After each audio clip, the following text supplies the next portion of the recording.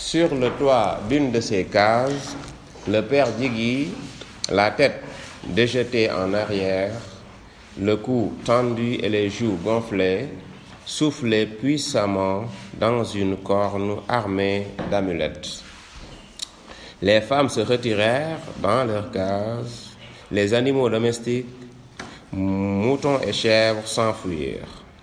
Le père Diggy sonna 3 coups, s'arrêta et sonna à nouveau longuement, cette fois promenant sa tête d'une épaule à l'autre.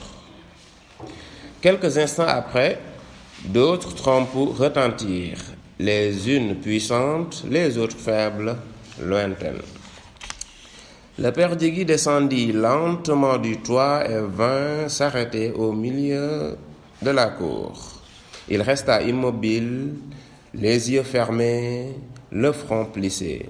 Il toussa 3 fois, puis se dirigea à petits pas vers sa case et en revint avec un coq rouge aux pattes solidement liées.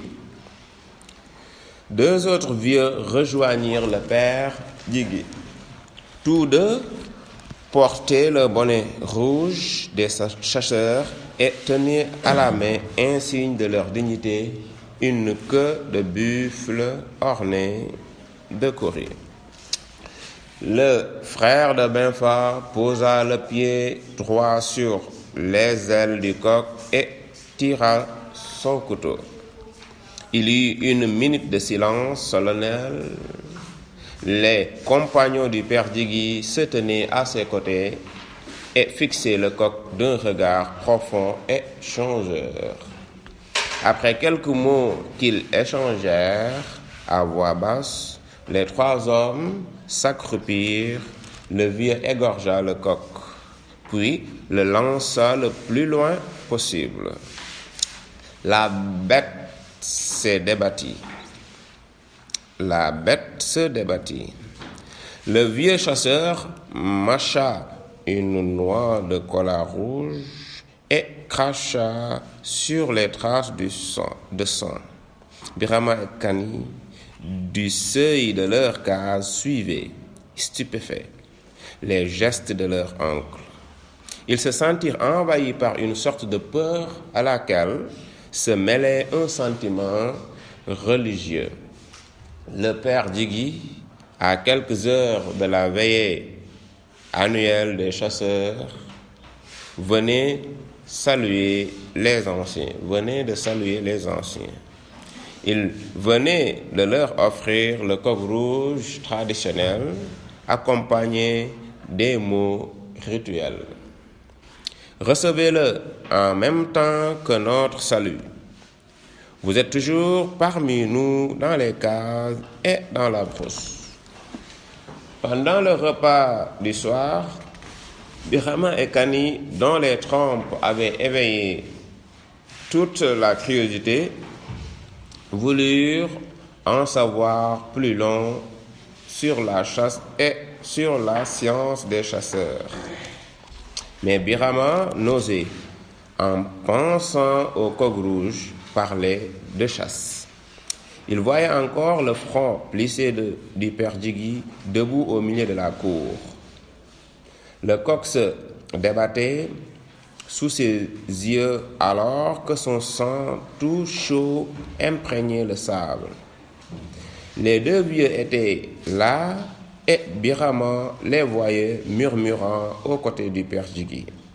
Ce tableau lui inspirait une peur religieuse. Il avait peine à imaginer que c'était le même Diggy qu'il avait devant lui, ce vieillard qui, maintenant, disait des mots qui font rire et riait le premier. Si je lui pose des questions, il se mettra en colère, pensa Birama. Pourtant, Birama aurait voulu savoir des tas de choses sur les animaux et même sur les grands êtres de la nuit. Certes, il avait lu les ouvrages sur les animaux sauvages, mais il savait que ses livres ne disaient rien de sérieux et le père Digui devait en savoir beaucoup plus que n'importe quel auteur. Il se souvint de Fadiga, le muezzin, et de ce que ce dernier racontait un jour qu'il avait vu Nianson malmener Boubouni, le petit singe. Sois gentil avec lui dans la forêt. Ce petit singe est le salut du chasseur. Oui, le connaisseur qui entend son cri sait qu'un danger est proche. Le singe prévient le chasseur de la présence de Ourani Kalan. La panthère, qu'elle soit 3 fois maudite, avait ajouté Fadiga en crachant. Après une pause, le muezzin avait repris. La panthère ne connaît pas d'amis, elle tue par plaisir. Birama avait entendu également les propos que tenait le père Benfa sur l'hyène, dont le cri sinistre éveille toute la forêt, l'hyène la peureuse.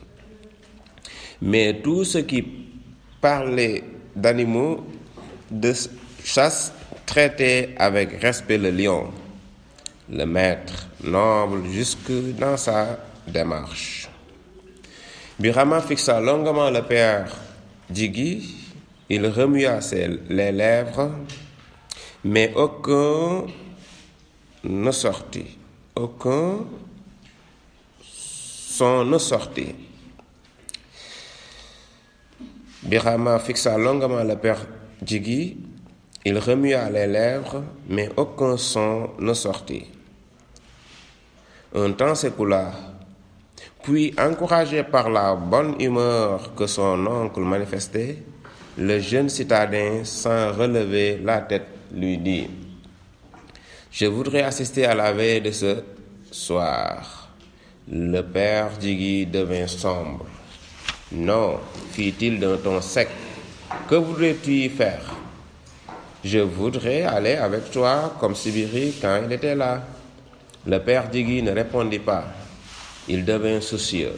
« Oui, se disait-il, tu es mon neveu, au même titre que Sibiri. Mais toi, tu as fréquenté les Blancs. Tu parles leur langue, tu as leur manière. Il est vrai que je suis le maître.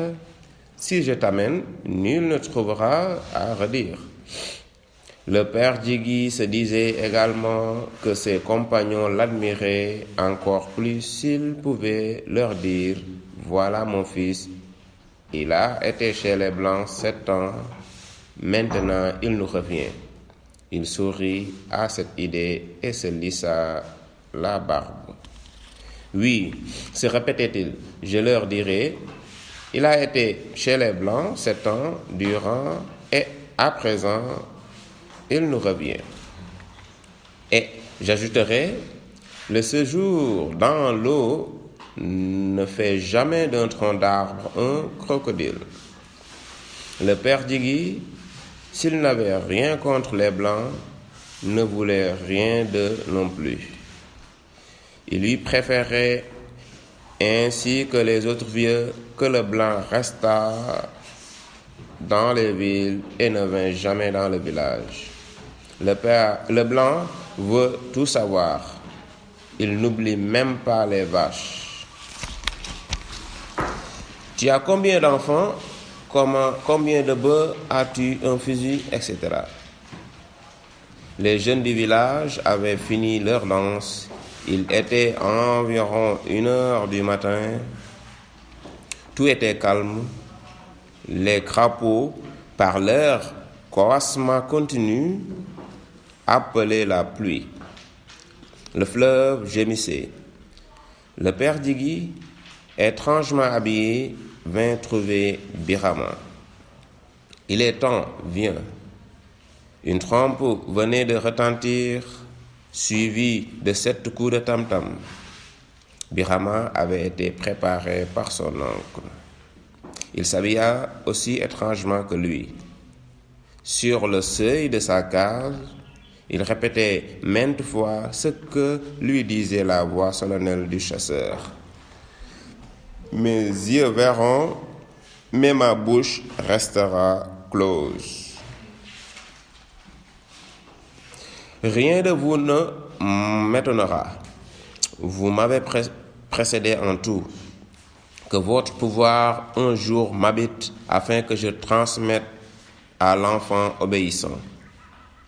À ces mots, la case se remplit de fumée. Des voix s'élevèrent, mais fit Birama. Le père Digui se mit à rire. En un clin d'œil, la fumée se dessina. Le père Digui se mit à rire. En un clin d'œil, la fumée se dissipa. Birama fixa curieusement son oncle. Ils échangèrent un sourire et le père Digui se mit en route. Déjà, la peur naissait en Birama, mais il se rassurait. Devant les pas fermes et le bonnet rouge de son oncle, il semblait se rappeler les mots de Laët. Celui qui est sur le dos de l'éléphant ne doit pas craindre la rosée.